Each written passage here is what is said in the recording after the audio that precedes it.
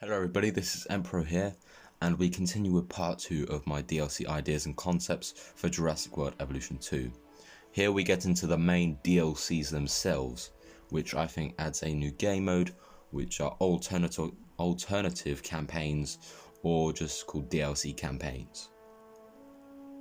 So we get into our first DLC number 1, The Depths. This is priced at £10. It adds Onchopriestes, Ammonite, Styxosaurus, Globiden, Archelon, which are very unique, and I want to push away from sort of just marine reptiles. Ammonite could be the Dryosaurus of the lagoon, sort of like the fodder. Onchopriestes was Spinosaurus food, but obviously you can't get to Spinosaurus here. And it's just a very cool looking sawfish. And Archelon as well. I just love the idea of giant turtles in our park. And Styxosaurus, so Plesiosaurus, there's Globidens and Mosasaur. We have the underwater tunnel, window, and underwater rotunda.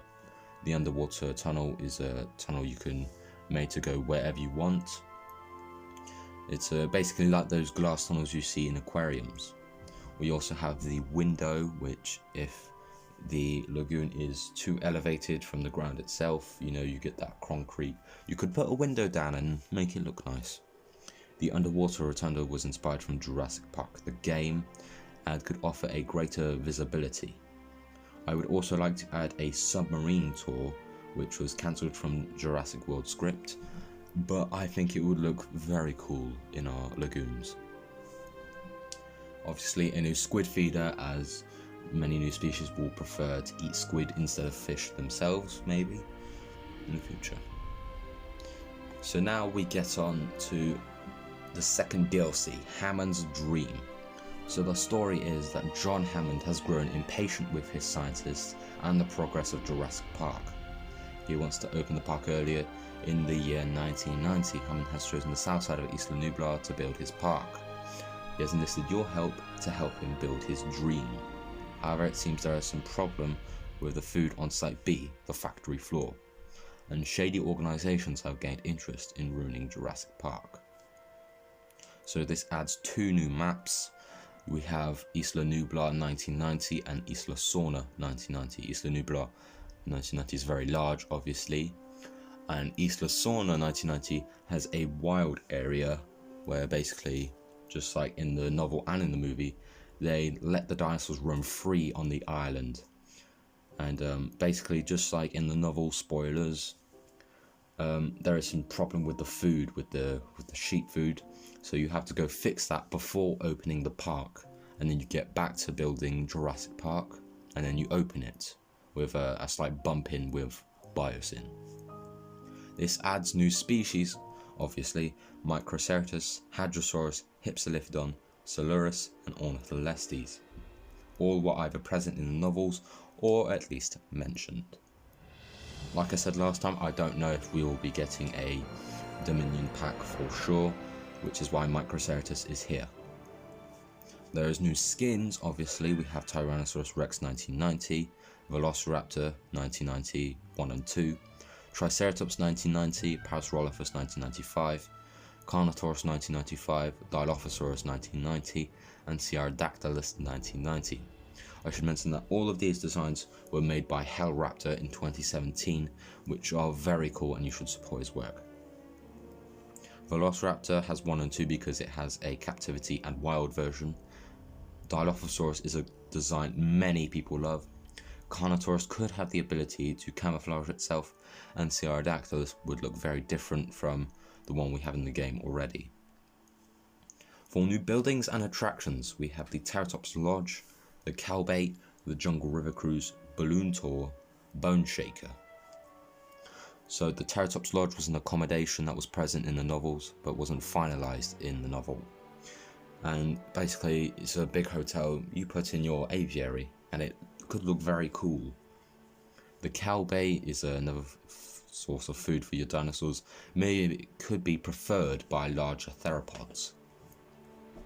The Jungle River Cruise would act sort of as a tour, but you can only place it on water, and basically you place the line on water, but there's nothing there. It just tells your guests where their canoes will be going.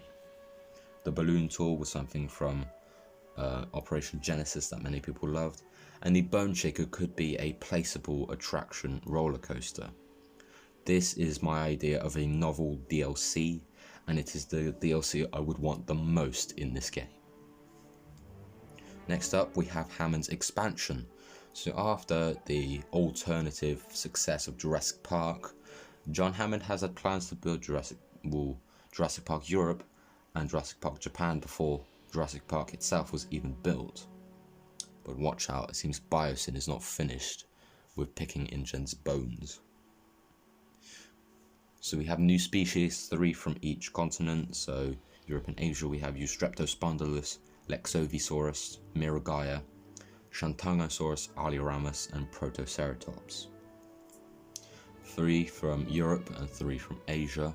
Alioramus was in Operation Genesis but was scrapped, and Miragaia many people have wanted in the base game from the start. For new buildings and decorations, obviously you couldn't hurt to have more dinosaur skeletons. The Cretaceous coaster would be a placeable attraction, and the wind turbines could act as a new power generation for your park. This would add 2 new maps, maybe not the entire islands themselves, just sections of the Azores and Guam Island. New skins would be Herrerasaurus 1993, Troodon 1993, and Tylosaurus 1993, all based off Jurassic Park the game. A new terrain tool brush would be Bamboo, which would be preferred by new herbivores of your park. DLC number 4 is Masranis Ambition. Following the success of Isla Nublar for over 10 years, Simon Masrani wants to build parks on all of the islands of the 5 deaths. Do you have what it takes to build a park as successful as Jurassic World? But be careful, because with each new island comes different challenges, such as tiny spaces on Penna, uninvited guests on Tacanho, and intense weather on Weta, and much, much more. So this is a Jurassic World Park Builder DLC idea. This comes with 4 new maps. I'm not going to add sauna, as we would already get 2 saunas and that'd just be way too much. We have Matanceros, Muerta, Penna and Tacanho. Now obviously I said before they'd each have their own challenges. For new species we have Gigantoraptor, Nipponosaurus, Utahraptor, Lambeosaurus and Lesothosaurus. A few of these were on the Holoscape, others were present in the park themselves. New skins would be Baryonyx, Parasaurolophus, Edmontosaurus and Pachycephalosaurus, all 2015. These are all based off the JurassicWorld.com designs. New buildings, decorations and attractions would be the Egg Spinner, Ferris Wheel, Pig Bait, Gondola Lift, Drop Tower, Zipline, Dinosaur Skeletons, which couldn't hurt to have more of, and Water Slides. The Egg Spinner was present in the park itself and was in Jurassic World the game, so that, the Ferris Wheel, the Drop Tower would be placeable attractions that would boost guest fun. Pig Bait could be preferred by smaller carnivores. The Drop Tower, like I said, it's another placeable attraction. The Zipline, like the one from Camp Cretaceous, could go over enclosures and add more great visibility of your dinosaurs. These water slides, and there was an aqua park in the movie universe, we could add some placeable water slides. The next DLC is Lockwoods Wish. The story is that Mount Sibo will erupt, and Lockwood wants you to take all the dinosaurs to Sanctuary Island, where you can use the sun's heat as your power. Build a habitable sanctuary for the rescued species. But you soon find that dinosaurs go missing, which takes you to California. The dinosaurs have escaped. Contain them at all costs and take them back home to their sanctuary. So this is a Fallen Kingdom styled DLC. So obviously there are 3 new maps with this one. We have Nublar South, Sanctuary Island and California North. California North could have the Lockwood Manor in the background, sort of a nod to the movie. Now obviously, to be different from the DLC we got in the first movie, basically you rescue them, you take them to Sanctuary, they go missing, you go to California, you contain them, you capture them, and then you take them back to Sanctuary. For new species we have Teratophonius, Plateosaurus, Concavenator, Cosmoceratops and Peloroplites. A lot of these were all in the Lockwood Manor as either statues or skeletons. For new buildings and attractions, we have the Treetop Gazers, the Solar Power Station, and the Botanical Gardens. The Treetop Gazers could be a new source of visibility for sauropods, so it's high above the ground in sort of trees. The Solar Power Station is another form of power, just like the wind turbines. The Botanical Gardens could be a placeable attraction. I wouldn't exactly call it an attraction, but something for your guests to see all prehistoric plants.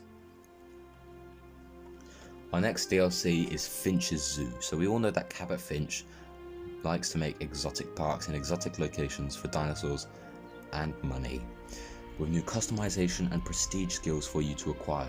Take a trip to New Zealand, Iceland and Mexico. So obviously I call this the Cabot Finch DLC. He is a fan favourite, and so obviously he loves dinosaurs and money. So he combines the two and wants to make parks in 3 different locations. So we have New Zealand, Iceland and Mexico as maps. For new species we have Mauisaurus, Australopithecus, Magyarosaurus, Hesperosaurus and Shuvia. For new buildings and attractions we have the petting zoo, the viewing dome, the underwater viewing dome, small fences, aviary tunnels, go-karts, the Triple Crown Hotel and the resort. The petting zoo will be a placeable visibility attraction, sort of, where you can place dryosaurs, homalocephalae and other ornithomimosaur and small herbivores for your guests to look at and pet with amazing viewability.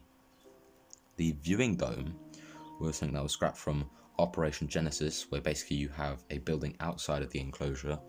There's a tunnel that goes through, and then there's a glass dome all around that you can see the species out of. The same for the lagoon could work. These small fences have a durability of 1, and they aren't very high, but they have great visibility and are mainly used for small species. Aviary tunnels are a glass tunnel that goes through aviaries. Go-karts would be a placeable attraction, and the Triple Crown Hotel would be the biggest accommodation you could have in the game. It could be based off the one in Jurassic World the game, or something like the Hilton Isla Nublar Resort, which mentions resort, which could be another form of cheap accommodation.